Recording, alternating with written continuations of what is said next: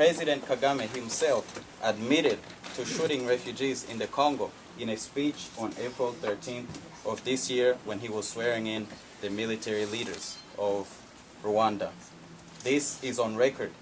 He made a speech, it was in Kinyarwanda, but it's been translated. So he's already admitted to what's in the report. Now it's up to the United Nations to act up on the report that is not only corroborated by the perpetrator himself, but also thousands and thousands and thousands of witnesses to his crimes. And it is true that it is genocide. He committed genocide against the refugees. My comment is, it's very disturbing to hear the comments that are coming out as Kagame is responsible for the genocide. And only a few weeks ago, we elected him as our president for the next 7 years with 93%. We may be a few of us in this room, but he will be our president for the next 7 years. We trust him, we believe him. He has delivered for us. My question to you is any of you involved in any initiatives in Rwanda besides law? Have you been in those villages? Are you involved with women or children or education? What have you done to improve the livelihood of the people of Rwanda? That's what we care about now. When I was being transported between my prison cell and the court, I was able to see that there was great progress in Kigali compared to 2006 when I was there.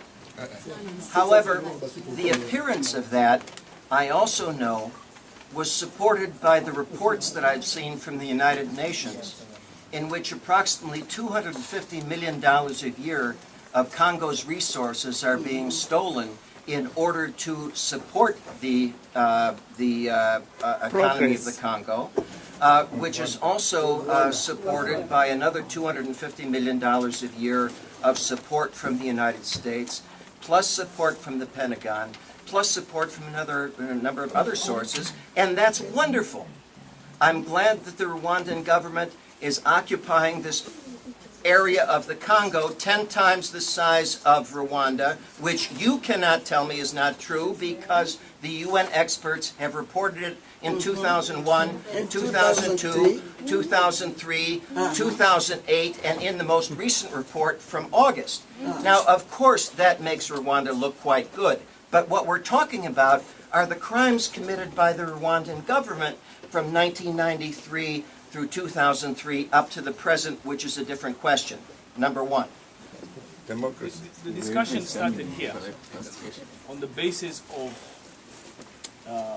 what Africa should do and how Africa should. You started very eloquently, and then it deteriorates to nothing but equivalent to a genocide denier. What we have here is... Which genocide? Can I just finish? I'm an African, and I'm disgusted. Disgusted. That's not the question. Ask your question, man. One of us can talk that way. I'm an African, and I'm disgusted.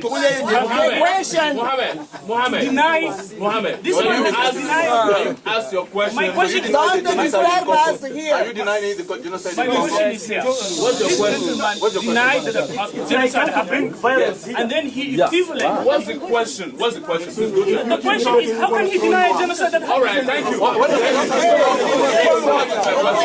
Hablando de nuestro sufrimiento en el genocidio del 94.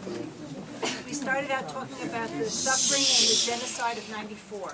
Por tanto, no puedo tolerar, no puedo aceptar que se nos llame negacionistas. So I can't tolerate that you call us deniers. Más bien creo que hay personas que no les importa el sufrimiento de los otros y que son los que niegan el sufrimiento de los otros. There are some people who they don't care about the suffering of others, and those are the real deniers. Hasta que no seamos capaces de contemplar el sufrimiento de los otros, esto no tiene solución.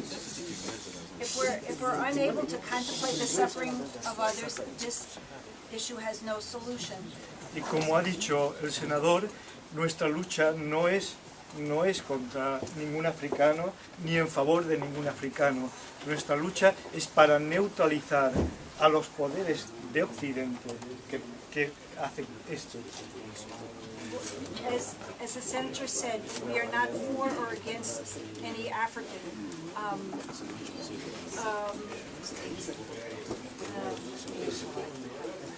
We're trying to neutralize what the Western countries are doing. Esto ha sido posible porque la comunidad internacional, como ha dicho muy bien Peter, lo ha participado activamente.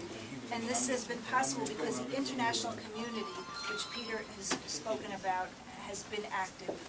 Stop genocide. Unlike him, but like her. I am a Rwandan, but I'm a Rwandan with family in Congo, Uganda, Jersey apparently, and the like. So That's the problem. It's a problem, but it has to become a solution.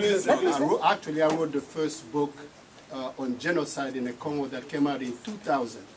Genocide in the Congo in the name of Bill Clinton and of the Paris Club and of the mining conglomerates. So it is.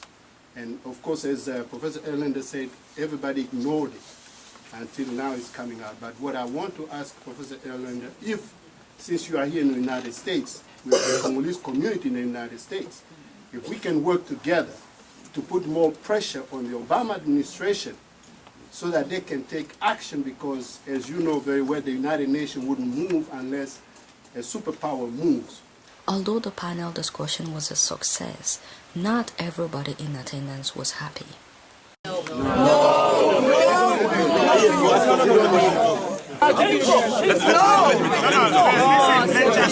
But the bottom line is this. What has happened out of this panel, as diverse as it is that I've discovered that there is only one standard that is prevailing in the US, as Peter said it. That is double standard. You know. But this double standard can be overcome by us, the Africans, by ensuring that we do not sidestep or sideswipe atrocities committed on our continent by our own brothers, and come out and defend them because it is convenient to do so. I'm saying this because Nigeria went through this in 1993 when our election was annulled. It's Nigerians in the US that were mobilized to support the annulment of the election. Nigeria has never recovered from it till tomorrow. The fact that we are convenient here in the US with our 9-to-5 jobs that don't make you anything does not matter. We have to build our own country and our continent and be proud to live in it and not be second slaves in another man's country. That is my final word, because we cannot continue this conversation beyond now. We don't have time. Thank you. Thank you. I think that we have to have more discussion and talk, try to figure out what we can do, how we can find solutions. Oh, so the event was very helpful because the three panel has covered the issue in a very good way. So the audience was happy. We had a good discussion that was very balanced. You see people from both sides coming with their argument, and we think that we should be doing this a lot to educate people so that we can know what is going on. Yeah. No, as everyone said, there is no news. You know, the only news for this is that the United Nations accepted now to break the silence. That is the problem. The night event was a very big success. Why? Because people needed to hear the reality of what's happening in Central African region, the Great Lakes especially, coming from stranger, from foreigner, coming from the Spain, coming from America, and not just by the Congolese and the Rwandese who keep saying that since the beginning of the war. We keep repeating and telling people that Kagame was the instigator of the war. He's the one who's been stealing in Congo and killing people. Now Congolese have lost 6 million of people.